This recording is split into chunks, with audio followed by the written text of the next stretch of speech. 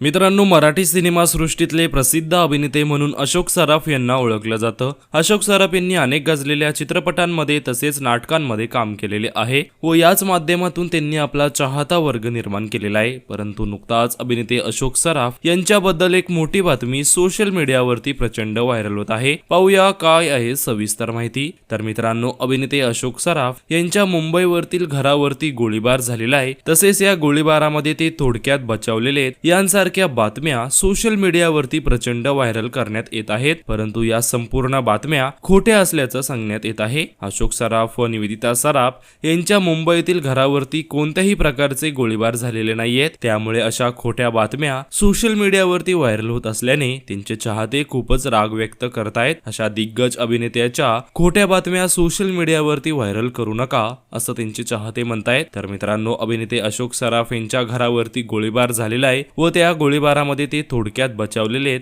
या अशा खोट्या बातम्या सोशल मीडियावरती व्हायरल होत आहेत. याबद्दल तुम्हाला काय वाटतं हे आम्हाला कमेंट्स मध्ये नक्की सांगा.